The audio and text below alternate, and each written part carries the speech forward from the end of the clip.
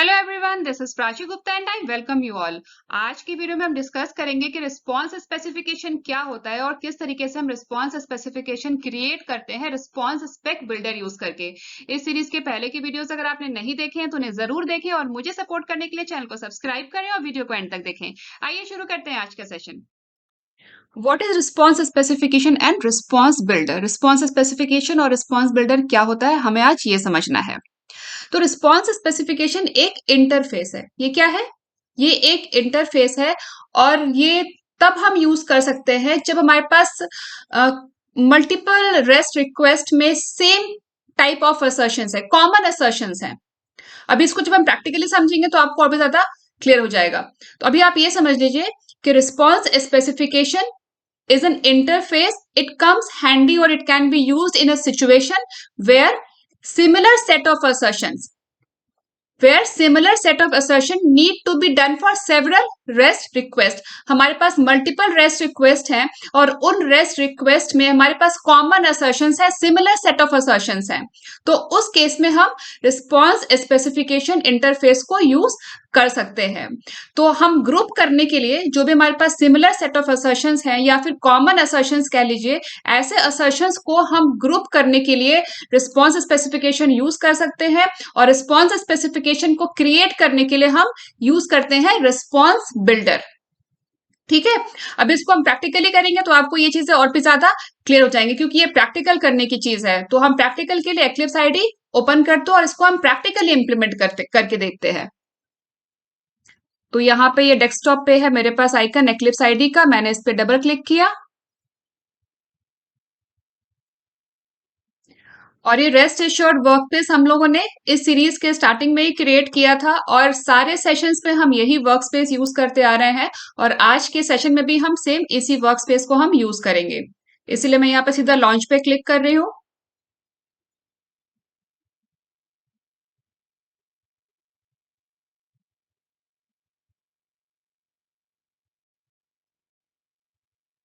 अब ये एक मेवन प्रोजेक्ट है, रेस्ट एश्योर्ड एपीआई टेस्टिंग के नाम से। ये प्रोजेक्ट भी हम लोगों ने इस सीरीज के बिगनिंग में ही क्रिएट किया था और हर सेशन में हम इसी प्रोजेक्ट को यूज करते आ रहे हैं। ये हम लोगों ने एक एक्लिप्स आईडी में मेवन प्रोजेक्ट क्रिएट किया था और जो भी रिक्वायर्ड डिपेंडेंसीज हैं रेस्ट एश्योर्ड की, रेस्ट एनजी की, वो सारी हम लोगों ने pom.xml में ऐड कर ली थी। ये सारा हम लोगों ने सिस्टम प्रिपरेशन का काम हम लोगों ने सीरीज के बिगनिंग में ही कर लिया था। ये देखिए, ये रही रेस्ट एश्योर्ड की डिपेंडेंसी, ये रही टेस्ट एनजी की डिपेंडेंसी और जैसे जैसे हमें डिपेंडेंसीज की रिक्वायरमेंट रही हम लोगों ने ऐड की है। हम लोगों ने इसमें जेएसएन सिंपल की डिपेंडेंसी भी ऐड की थी, हम लोगों ने इसमें जैक्सन एपीआई की डिपेंडेंसी भी ऐड की थी।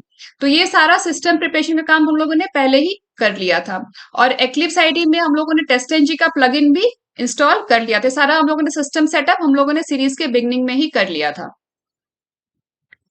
अब हमें क्या करना है, हर सेशन में हम क्या करते हैं, हम एक नया पैकेज क्रिएट कर लेते हैं। तो पैकेज क्रिएट करेंगे हम एसआरसी टेस्ट जावा फोल्डर के अंदर। तो ये फोल्डर हमने डबल क्लिक करके ओपन कर लिया और ये देखिए हर सेशन में हमने एक नया पैकेज क्रिएट किया हुआ है। तो आज के सेशन के लिए भी हम एक नया पैकेज क्रिएट कर लेते हैं। तो पैकेज क्रिएट करने के लिए एसआरसी टेस्ट जावा फोल्डर पे हमने राइट क्लिक किया, देन न्यू पैकेज। अब यहाँ दे देते हैं पैकेज का नाम, मैंने दे दिया सेशन 29, क्योंकि आज हमारा 29 सेशन है एंड फिनिश। तो सेशन में आगे बढ़ने से पहले हम ऐसा करते हैं, हम एक यूआरएल ले लेते हैं डेमो के लिए। तो यहाँ पे क्रोम ब्राउजर में मैंने एक यूआरएल ओपन किया हुआ है, एक मिनट में फिर से ओपन कर देती हूँ। https restfulbroker.heroku-app.com, ये यूआरएल को ओपन करेंगे तो ये पेज ओपन होगा। इसमें हमें जाना है एपीआई डॉक्स पे, इस पे क्लिक किया। इस पे क्लिक करने के बाद हमें क्या करना है, हमें सारी बुकिंग्स की आईडीज को लिस्ट करना है। ठीक है, तो इस पे क्लिक करेंगे बुकिंग ऑप्शन पे। Returns the IDs of all the booking that exist within the API. इस एपीआई में जितनी भी आईडीज है बुकिंग के उसको लिस्ट करेगा। ये है इसका यूआरएल। हमें इस यूआरएल को एक गेट रिक्वेस्ट सेंड करना है। जब गेट रिक्वेस्ट हम सेंड करेंगे तो रेस्पॉन्स में हमें क्या मिलेगा, रेस्पॉन्स में जितनी भी बुकिंग आईडीज है हमें वो लिस्ट हो जाएगी। तो हम ऐसा करते हैं, एक बार हम पोस्टमैन में इस यूआरएल को हम एक बार गेट रिक्वेस्ट सेंड करके देखते हैं। तो यूआरएल मैंने कॉपी कर लिया है, हम चलते हैं पोस्टमैन टूल में और यहाँ पे टेस्ट कलेक्शन में मैंने क्रिएट किया है एक new collection, add request. Test collection मैंने क्रिएट किया है नया रिक्वेस्ट, रिक्वेस्ट का नाम दे दिया मैंने टेस्ट रिक्वेस्ट एंड एंटर। अभी इसी को हम रेस्ट रेस्ट एश्योर्ड में भी इम्प्लीमेंट करेंगे, ठीक है। अभी सिर्फ ये डेमो के लिए मैं कर रही हूँ, टेस्ट करने के लिए, ठीक है। ये रहा हमारा यूआरएल और यहाँ ये हमने यहाँ से गेट रिक्वेस्ट का टाइप सिलेक्ट कर लिया गेट, और मैंने सेंड किया। तो ये देखिए यहाँ पे ये रहा इसका रिस्पॉन्स और सारी बुकिंग आईडीज यहाँ पे लिस्ट हो गई हैं।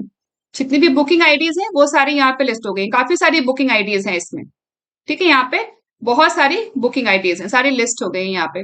तो अब हमें क्या करना है, जब हम इसको गेट रिक्वेस्ट सेंड करेंगे तो हम क्या क्या वेरीफाई करेंगे, क्या क्या हमारा वेरिफिकेशन पॉइंट होगा, क्या क्या चेक पॉइंट होगा। पहला चेक पॉइंट तो होगा कि हमें स्टेटस कोड को चेक करना है, इट शुड बी 200, ठीक है। स्टेटस कोड 200 होना चाहिए। और दूसरा चेक पॉइंट हो जाएगा हमारा टाइम का, ये जो यहाँ पे रिस्पॉन्स टाइम है ना, दूसरा इसका हो जाएगा रिस्पॉन्स टाइम का। रिस्पॉन्स टाइम शुड भी, अभी यहाँ पे तो आ रहा है 1324 मिलीसेकेंड, लेकिन हमारा चेक पॉइंट होगा that response time should be it should be less than 3000 millisecond, ठीक है। तो पहला हो गया स्टेटस कोड का, it should B 200 and response time should be less than 3000 millisecond, ये दो हमारे चेक पॉइंट हो गए।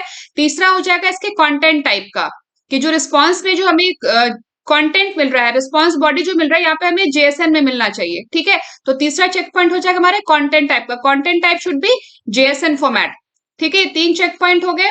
और एक और चेक पॉइंट हम ले लेते हैं, फोर्थ चेक पॉइंट हमारा हो जाएगा स्टेटस लाइन का। स्टेटस लाइन भी आता है ना हमारे पास रिस्पॉन्स में। स्टेटस लाइन में क्या होता है, स्टेटस लाइन में हमारे पास रिस्पॉन्स कोड के साथ साथ एक टेक्स्ट भी होता है, उसमें होगा http:/1.1 200 ओके, ठीक है। रिस्पॉन्स कोड के साथ साथ ये टेक्स्ट भी होगा, ठीक है। तो ये चार चेक पॉइंट हो गए हमारे, इनको हम एक बार नोटपैड की फाइल में राइट कर लेते हैं। तो यहाँ पे हमारे चार चेक पॉइंट्स हैं। पहला चेक पॉइंट है स्टेटस कोड का जो 200 होना चाहिए। दूसरा हो गया स्टेटस लाइन का, status line should be http:/1.1 200 OK, and third checkpoint is content type, content type should be JSN, and fourth checkpoint is response time, response time should be 5000 millisecond ले लीजिए या फिर आप 3000 मिलीसेकंड ले, मैंने 3000 millisecond ले लिया, ठीक है। ये चार चेक पॉइंट हमारे हो गए, ठीक है। अब इसको हमें इंप्लीमेंट करना है रेस्ट एश्योर्ड में।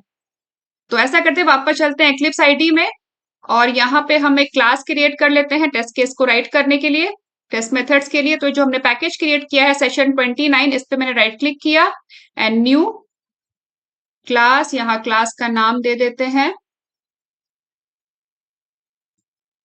डेमो रेस्पॉन्स स्पेक, और हमें इसमें मेन मेथड क्रिएट नहीं करना है, ठीक है, क्योंकि हम टेस्ट इंजन यूज कर रहे हैं टेस्ट केस को एग्जीक्यूट करने के लिए। और हमने फिनिश पे क्लिक कर दिया, तो ये हमारा एक क्लास क्रिएट हो गया डेमो रिस्पॉन्स स्पेक के नाम से। अब इसमें हमें टेस्ट मेथड क्रिएट करना है। तो हमें सबसे पहले क्या कर रहे हैं, हम सबसे पहले कर रहे हैं सारी बुकिंग्स को हमें लिस्ट करना है। It will return the IDs of all the bookings that exist within the API. हम यहाँ पे सारी बुकिंग्स को हम रिटर्न कर रहे हैं। तो यहाँ पे हम नाम ले लेते हैं public void get all booking IDs कर देते हैं, ठीक है।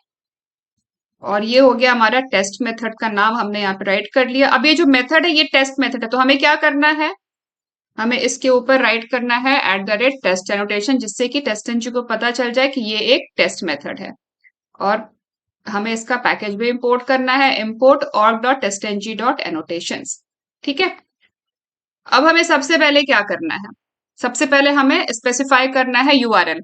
अब यहाँ पे हम बीडीडी फॉर्मेट में राइट करते हैं टेस्ट केस को इंप्लीमेंट करते हैं, ठीक है। तो यहाँ पे बीडीडी फॉर्मेट में क्या हो जाएगा, रेस्ट। बीडीडी फॉर्मेट क्या होता है सबको पता ही होगा, क्योंकि हम लोगों ने पहले भी कई बार बीडीडी फॉर्मेट में इंप्लीमेंट किया है रेस्ट एश्योर्ड में, ठीक है। रेस्ट बीडीडी फॉर्मेट में हम गिवन व्हेन देन फॉर्मेट में हम राइट करते हैं, वो होता है BDD style, given when then, ठीक है। तो सबसे पहले आ जाएगा गिवन, गिवन में आ जाएगा रेस्ट एश्योर्ड डॉट गिवन। अभी गिवन में क्या है हमारे पास, गिवन में हमारे पास यूआरएल है जहां पे हमें रिक्वेस्ट को सेंड करना है, ये है हमारे पास गिवन, ठीक है। तो ये मैंने कॉपी कर लिया and then time dot time, और यहाँ पे हम हैमक्रेस्ट मैचर यूज करेंगे असर्शन के लिए। तो हमारा स्टेटमेंट हो जाएगा मैचर्स डॉट लेस देन, और जो भी हमारा एक्सपेक्टेड वैल्यू है it should be less than 3000 millisecond long में। ठीक है, हमारे चारों असर्शन यहाँ पे हमने राइट कर दिए, चारों वेरिफिकेशन हमारे यहाँ पे कंप्लीट हो गया। अब हम यहाँ पे क्या करेंगे, लास्ट में सेमीकोलन से स्टेटमेंट एंड कर दिया आपने। ये पूरा एक सिंगल स्टेटमेंट है, यहाँ पे हमने लास्ट में दिया है सेमीकोलन, कहीं भी और सेमीकोलन नहीं है, ये पूरा एक लाइन में है इनफैक्ट। ठीक है, सबसे पहले गिवन, जो प्री कंडीशन है हमारा बेस वाला हमें गिवन है, फिर व्हेन जो भी हमें रिक्वेस्ट परफॉर्म करना है, एंड देन हमारा जो भी वेरिफिकेशन वाला पार्ट है। ठीक है, वो हमने सारा इसमें राइट कर दिया। अब हमारा ये टेस्ट मेथड हो गया कंप्लीट। अब एक बार इसको एग्जीक्यूट करके इसका आउटपुट चेक कर लेते हैं। Right click, run as TestNG test.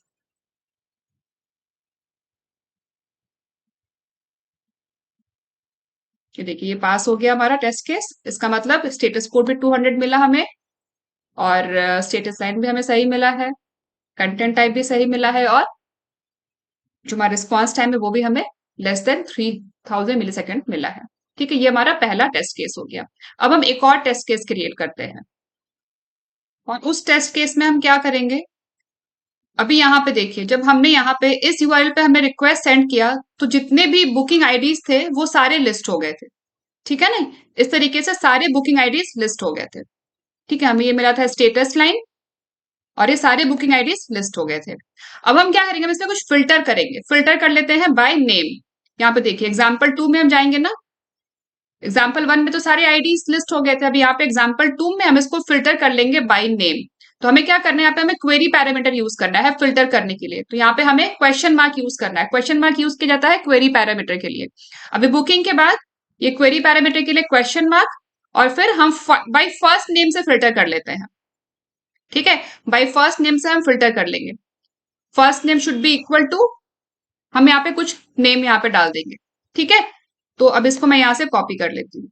ये मैंने यहाँ से ऐसे कॉपी कर लिया, और एक बार इसको हम पोस्टमैन में इंप्लीमेंट करके देख लेते हैं। तो ये हमारा गेट रिक्वेस्ट, और मैंने यहाँ पे राइट कर दिया। ये क्वेश्चन मार्क के बाद हमारा आ गया क्वेरी पैरामीटर, ये आपको यहाँ भी दिख जाएगा। ये देखिए इधर दिख रहा है ना, ये क्वेरी पैरामीटर यहाँ पे आ गया पैरम्स टैब में। फर्स्ट नेम, जो हमने यहाँ पे फर्स्ट नेम राइट किया था ना, ये फर्स्ट नेम, और फर्स्ट नेम की वैल्यू हमने दी है सैली।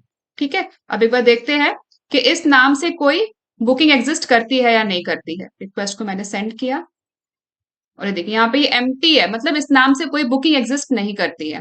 ठीक है, तो हम इसी को यूज कर लेते हैं। और इसमें भी हमें क्या क्या वेरिफिकेशन करना है, हमें ये चारों चीजें वेरीफाई करनी है, status code, status line, content type and response time. ठीक है, तो हम ऐसा करते हैं, इसको ही कॉपी कर लेते हैं, और यहाँ पे get booking by name, by first name, get booking by first name कर देते हैं, फर्स्ट नेम। ठीक है, अब यहाँ पे हमारा ये सारा स्टेटमेंट तो सही एक ही यही रहेगा, बस हमें बेस यूआरआई को हमें चेंज करना है। तो यहाँ पे बुकिंग के बाद हमें यहाँ पे क्वेरी पैरामीटर हम और ऐड कर देते हैं। तो ऐसा करते हैं, इसी को यहाँ से हम कॉपी कर लेते हैं, और यहाँ पे हम पेस्ट कर देते हैं डबल कोट्स में। यहाँ पे बेस यूआरआई को मॉडिफाई कर देते हैं। ठीक है, तो यहाँ पे बाय फर्स्ट नेम हम क्वेरी कर रहे हैं। ठीक है, गेट रिक्वेस्ट ही परफॉर्म करना है, और ये सारा वेरिफिकेशन हमारा सेम रहेगा। ठीक है, और एक बार इसको हम एग्जीक्यूट करते हैं। Right click, run as TestNG test.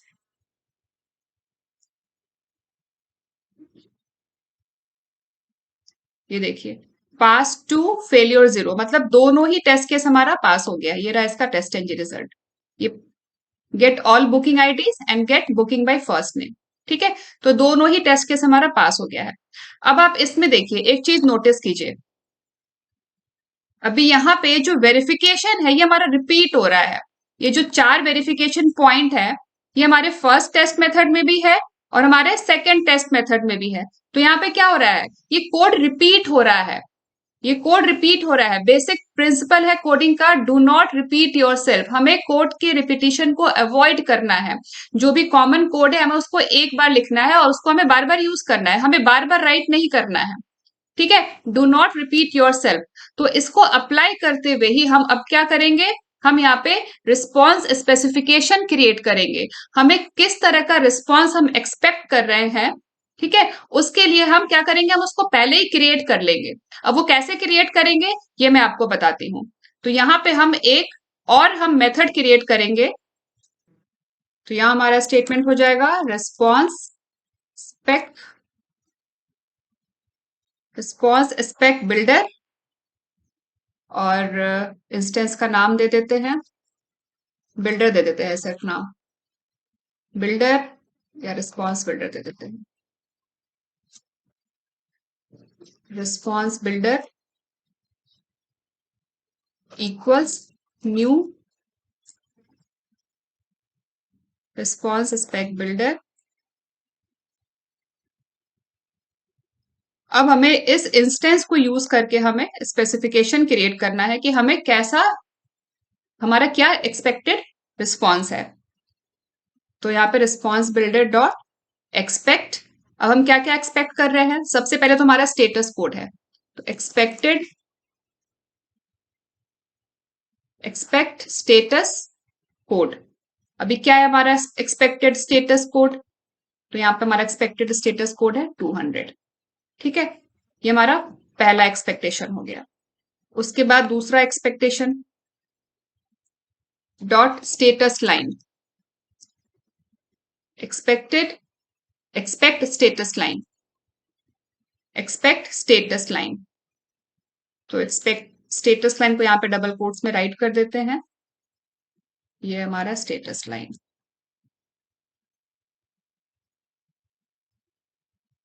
Status line भी हो गया। अब इसके बाद response builder dot expect content type,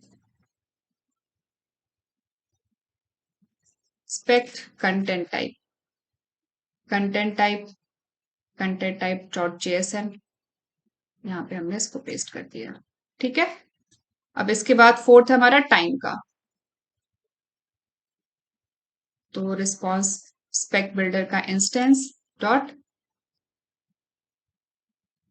expect response time, ठीक है। तो यहाँ पे हम हैमक्रिस मैचर यूज करेंगे, ये हमने यहाँ से कॉपी कर लेते हैं इसको, एग्जैक्टली यही स्टेटमेंट रहेगा, ठीक है। तो हमने हमारा जो भी एक्सपेक्टेड स्टेटस कोड है वो हमने सारे, जो भी हमारा एक्सपेक्टेड वेरिफिकेशन है वो हमने यहाँ पे असर्शन है, जो भी हमारे कॉमन असर्शन है वो हमने यहाँ पे बिल्ड कर लिया। अब हम इसके बाद क्या करेंगे, इसको हम रिस्पॉन्स स्पेसिफिकेशन में ऐड करेंगे। तो उसके लिए हमें एक रिस्पॉन्स स्पेसिफिकेशन का ऑब्जेक्ट क्रिएट करना है। अब वो कैसे करेंगे, तो उसके लिए हम यहाँ पे इसको क्लास लेवल पे क्रिएट करेंगे, जिससे कि हम सारे टेस्ट मेथड में हम उसको यूज कर सकेंगे उस रिस्पॉन्स स्पेसिफिकेशन के ऑब्जेक्ट को। तो रिस्पॉन्स स्पेसिफिकेशन का यहाँ पे हम एक इंस्टेंस क्रिएट कर लेते हैं, response specification response spec equals, और इसको हम यहाँ पे नल से इनिशियलाइज कर देते हैं। अब इसके बाद क्या करेंगे, यहाँ पे जो हमने ये क्रिएट किया है, अभी हमने क्या किया है, इसको हमने क्रिएट किया है, रिस्पॉन्स बिल्डर यूज करके हमने यहाँ पे क्रिएट किया है। अब इसके बाद हम इसको बिल्ड करेंगे, इसको हम बिल्ड करेंगे। तो बिल्ड करने के लिए हमें ये रिस्पॉन्स स्पेसिफिकेशन का ऑब्जेक्ट चाहिए। तो रिस्पॉन्स स्पेसिफिकेशन का इंस्टेंस इक्वल्स, ये जो बिल्डर का है, जो इंस्टेंस है, ये बिल्डर का इंस्टेंस डॉट बिल्ड। जब हम बिल्ड करेंगे तो क्या करेगा, ये हमें बिल्ड करके एक रिस्पॉन्स स्पेसिफिकेशन रिटर्न करेगा, बिल्ड द रिस्पॉन्स स्पेसिफिकेशन, ठीक है। ये एक असेंबल्ड रिस्पॉन्स स्पेसिफिकेशन रिटर्न करेगा बिल्ड होने के बाद, और उसको हम स्टोर कर लेंगे इस रिस्पॉन्स स्पेसिफिकेशन इंस्टेंस में। तो हमने यहाँ पे बिल्ड मेथड को कॉल कर लिया, ठीक है। अब हमारा ये रिस्पॉन्स स्पेसिफिकेशन बिल्ड होके ये रेडी हो गया, ये असेंबल हो गया इस रिस्पॉन्स स्पेसिफिकेशन ऑब्जेक्ट में। अब हम क्या करेंगे, हम इस ऑब्जेक्ट को यूज करेंगे, बजाय इसके कि यहाँ पे हम इतना सारा असर्शन के लिए लाइन ऐड करें। अभी तो देखिए, अभी तो हमने सिर्फ एक एग्जांपल के लिए, एक डेमो के लिए हमने इसमें सिर्फ 2 ही टेस्ट मेथड ऐड किया है, लेकिन रियल टाइम में ऐसा नहीं होता, हमारे पास बहुत सारे टेस्ट मेथड्स होते हैं। अब यहाँ पे हम बार बार सेम असर्शन के लिए हम बार बार 4-4 लाइन का कोड हम राइट करते रहे, तो वो क्या होगा, वो बहुत ज्यादा रिपीटेशन हो जाएगा। ठीक है। तो रियल टाइम सिनेरियोज में हम इस तरीके से जो भी हमारा एक्सपेक्टेड रिस्पॉन्स है उसको हम इस तरीके से उसका हम एक स्पेसिफिकेशन क्रिएट कर लेते हैं, बिल्ड कर लेते हैं। ठीक है। और यहाँ पे असर्शन के लिए हम इस रिस्पॉन्स स्पेसिफिकेशन को यूज करेंगे बजाय इन सारी लाइन के। ठीक है। तो उसके लिए हमें क्या करना है, ये सारा का सारा कोड हमें अब नहीं चाहिए। तो मैं ऐसा करती हूँ, मैं इसको कमेंट कर देती हूँ। ठीक है, इसको यहाँ पे मैंने कर दिया कमेंट। और अब देन में हम क्या करेंगे फिर, तो यहाँ पे हमें डॉट स्पेक, और जो हमने यहाँ पे रिस्पॉन्स स्पेसिफिकेशन क्रिएट किया है ना, ये हमने क्लास लेवल पे क्रिएट किया है, तो इसको हम इस टेस्ट मेथड में भी यूज कर सकते हैं। तो ये हमने यहाँ पे पास कर दिया और लास्ट में सेमीकोलन से स्टेटमेंट एंड। ठीक है, सिंपल। एक बार हमने रिस्पॉन्स स्पेसिफिकेशन बिल्ड कर लिया। अब जहां जहां भी ये कॉमन रिस्पॉन्स स्पेसिफिकेशन, ये कॉमन असर्शंस आएंगे हमारे, हमें बस ये एक लाइन ऐड करना है। ठीक है, बस हमें ये एक लाइन ऐड करना है। इसको मैंने यहां से कॉपी कर लिया।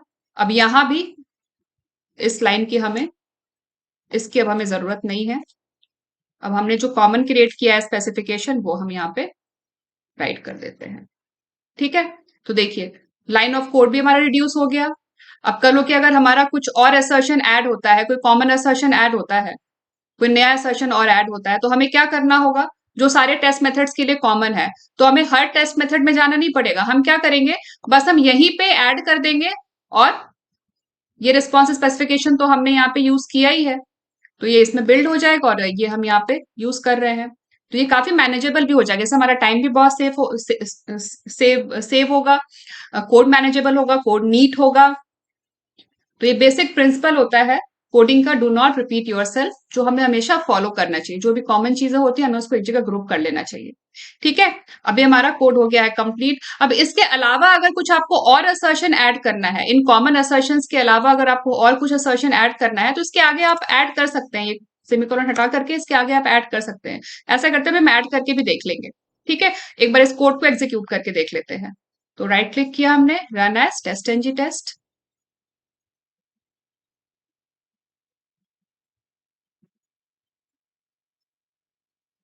ये देखिए दोनों पास हो गया ना हमारा टेस्ट, ये दोनों हमारा टेस्ट पास हो गया, get all booking ID and get by first name. ठीक है, इसमें जो हमारे चारों असर्शंस हैं, स्टेटस कोड 200 मिला हमें, स्टेटस लाइन भी हमें एक्सपेक्टेड मिला, कंटेंट टाइप हमें जेएसएन मिला, और जो हमारा रिस्पॉन्स टाइम वो भी हमें लेस देन 3000 मिलीसेकंड मिला है। ठीक है, तो हमारा सारा दोनों हमारे टेस्ट पास हो गए। अब इसमें मैंने आपको बताया कि कुछ और आपको एडिशनल असर्शंस ऐड करने हैं, तो आप इसमें आगे कर सकते हैं। फॉर एग्जाम्पल यहाँ पे अगर ये वेरीफाई करना है कि जब हम यहाँ पे गेट ऑल बुकिंग आईडीज कर रहे हैं, तो बुकिंग काउंट वेरीफाई करना है, तो it should be more than zero. It should be more than zero, हमें जीरो से ज्यादा मिलता है ना बुकिंग काउंट, जब हम यहाँ पे गेट रिक्वेस्ट सेंड करते हैं। तो ये देखिए यहाँ पे काफी सारी बुकिंग्स मिल रही है हमें। ठीक है, तो it should be more than zero, तो उसके लिए हमें यहाँ पे वेरिफिकेशन पॉइंट ऐड करना है। तो अब वो कैसे करेंगे इसके आगे, तो अब इसी के आगे डॉट बॉडी, और यहाँ पे साइज, जेएसएन अरे के साइज के लिए साइज, और यहाँ पे हम हैंडक्रेस मैचर ही यूज करेंगे। तो यहाँ पे मैचर असर्शन के लिए हम यूज कर रहे हैं mature class, matures dot, it should be greater than zero. ठीक है, it should be greater than zero. जो भी आपका वेरिफिकेशन पॉइंट है वो आप यहाँ पे, असर्शन पॉइंट है वो आप यहाँ पे रिक्वायरमेंट के हिसाब से ऐड कर सकते हैं। मैंने डाला है it should be greater than zero, तो it should be greater than zero. तो यहाँ पे जो भी हमारी वैल्यू वो हम यहाँ पर डाल देते हैं, तो it should be greater than zero. ठीक है, तो यहाँ पे मैंने ऐड कर दिया और लास्ट में सेमीकोलन से स्टेटमेंट एंड। अभी ग्रेटर देन जीरो होगा तो हमारा ये टेस्ट केस पास हो जाएगा। ठीक है, तो राइट क्लिक किया, run as TestNG test.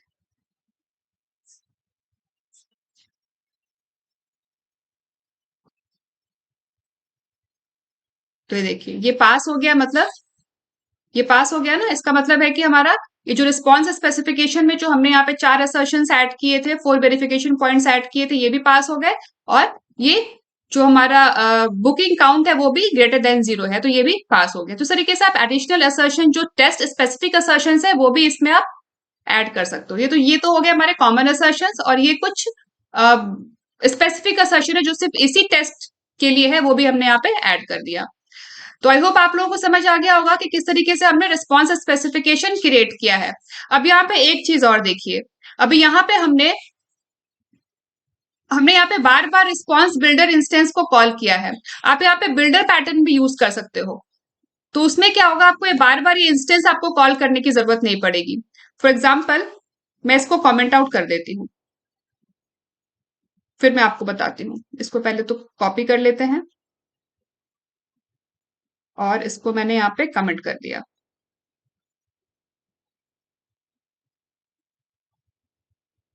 अब हम क्या करेंगे, जो मैंने कॉपी किया था मैंने इसको यहाँ पे पेस्ट।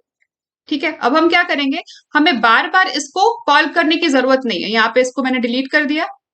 अब इसको हम एक ही लाइन में कॉल कर सकते हैं। यहाँ से सेमीकोलन रिमूव किया और ये बिल्डर पैटर्न होता है। ठीक है, तो इसमें क्या है, हमें बार बार इस इंस्टेंस को रिपीट करने की जरूरत नहीं है।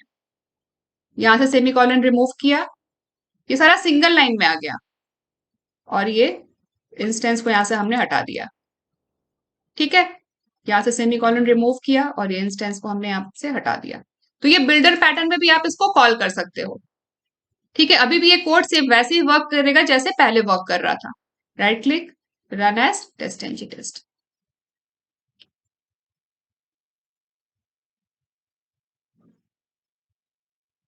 ठीक है, ये देखिए पास हो गया ना, पास टू फेलियर जीरो, कोई एरर नहीं है और दोनों टेस्ट हमारे पास हो गए।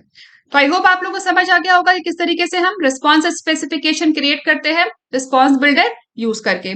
तो आई होप आप लोगों को समझ आ गया होगा। तो आज के सेशन में बस इतना ही, मिलते हैं नेक्स्ट सेशन में नए टॉपिक के साथ। अगर आप लोगों को वीडियो पसंद आया हो तो वीडियो को लाइक करें, ज्यादा से ज्यादा शेयर करें, चैनल को सब्सक्राइब करें और बेल आइकन दबाना ना भूलें। Thanks for watching.